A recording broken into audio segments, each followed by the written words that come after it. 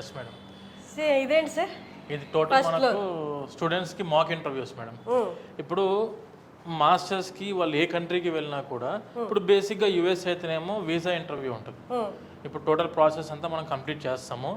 Process అంతా అయిపోయాక final step ఏంటిదంటే ఇంటర్వ్యూకి వెళ్ళాలి. కాన్సులేట్ ఉండిద్ది మనకి ఇక్కడ. కాన్సులేట్లో ఇంటర్వ్యూకి వెళ్ళాలి.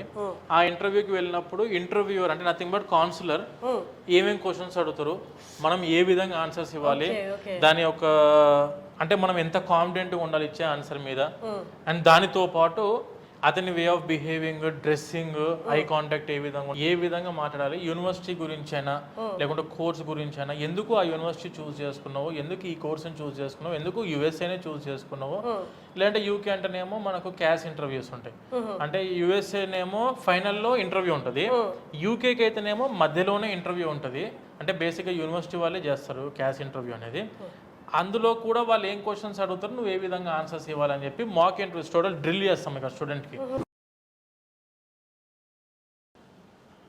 అందులో చూసిందంటే టోటల్ మాక్ ఇంటర్వ్యూస్ ప్రిపరేషన్ చేస్తాం కదా స్టూడెంట్స్కి. ఇది వచ్చేసి ఏంటంటే totally R&D squad. R&D squad అంటే ఏంటంటే ఇప్పుడు ఒక స్టూడెంట్ మన ఆఫీస్కి వచ్చిన తర్వాత గ్రౌండ్ ఫ్లోర్ మీరు చూసింది ఎడ్యుకేషన్ లోన్ ఏం చేసేది, ఫస్ట్ ఫ్లోర్లో మాక్ ఇంటర్వ్యూస్ ఉంది, second floor is purely meant for counselling, third ఫ్లోర్లో బ్యాక్ ఎండ్ టీమ్ వాళ్ళు ఉంటారు. ఆ బ్యాక్ ఎండ్ టీమ్ వాళ్ళు అంటే ఎవరు అంటే కౌన్సిలింగ్ అయిపోయింది, యూనివర్సిటీ ఫిక్స్ అయిపోయినాయి, తర్వాత ఏ కంట్రీ అనేది ఫిక్స్ అయిపోయాడు స్టూడెంట్. ఇప్పుడు అతను ఏం చేయాలని అంటే యూనివర్సిటీస్కి అప్లికేషన్స్ పెట్టాలి. మనం యూనివర్సిటీస్కి అప్లికేషన్స్ పెట్టేటప్పుడు ఆ టీం ఏదైతే సపరేట్గా మళ్ళీ డెడికేట్ చేస్తాం వాళ్ళకు. కౌన్సిలింగ్ పర్సన్ ఏమో కౌన్సిలర్కే ఉంటాడు, ఎక్స్ప్లెయిన్ చేస్తారు, సబ్జెక్ట్ గురించి మొత్తం క్లారిటీ అయిపోతుంది. దీని తర్వాత అతను ఎప్పుడైతే థర్డ్ ఫ్లోర్కి ఎంటర్ అవుతారో అక్కడ మనం కలిసేది ఎవరిని అంటే బ్యాక్ ఎండ్ టీమ్ పర్సన్ని కలుస్తారు. ఒక్క బ్యాక్ ఎండ్ టీమ్ పర్సన్కి 50 మెంబర్స్ని మాత్రమే మనం అలాట్ చేస్తాం. స్టూడెంట్ని అలాట్ చేసే కంటే ముందు ఒక 6 మంత్స్ ఇందులో ట్రైన్ చేస్తాం వీళ్ళందరినీ. 6 మంత్స్ మనం మొత్తం ఇక్కడ ట్రైన్ చేసి R&D స్క్వాడ్ లాగా వీళ్ళ నుంచి 6 నెలలు విత్ పేయబుల్ శాలరీ పే చేస్తూ 6 మంత్స్ డమ్మీ అప్లికేషన్స్ ఇచ్చి వీళ్ళకి ఎగ్జామ్స్ కండక్ట్ చేయించి ఆ ఎగ్జామ్స్ వీళ్ళు పాస్ అయిన తర్వాత మళ్ళీ ఒక 10 డమ్మీ అప్లికేషన్లు ఇచ్చిన తర్వాత వీళ్ళు అన్ని అప్లికేషన్స్ యూనివర్సిటీని ఫాలో బాగా చేస్తున్నారు అని చెప్పి మాకు వచ్చినప్పుడు ఆ తర్వాత వీళ్ళని థర్డ్ ఫ్లోర్ ఆన్ బెంచ్లో కూర్చోబెడతాం. దీనివల్ల ఏం జరిగిద్దంటే స్టూడెంట్ ఏ యూనివర్సిటీ అనుకుంటున్నాడో ఆ యూనివర్సిటీకి కన్ఫామ్గా అప్రూవల్ వచ్చేలాగా, ఆఫర్ లెటర్ వచ్చేలాగా, దానితో పాటు వీసాకు కూడా DS-160 చాలా కీ రోల్ ప్లే చేస్తుంది. DS-160 యూఎస్ఏకి అయితేనేమో DS-160 అని చెప్పి ఉండిద్ది. దాని అప్లికేషన్ పెట్టేటప్పుడు ప్రతి ఒక్క డీటెయిల్స్ అని జాగ్రత్తగా ఇవ్వాల్సి ఉంటుంది. డిస్క్రిప్షన్ అని చెప్పి ఉంటుంది ఒకటి DS-160లో.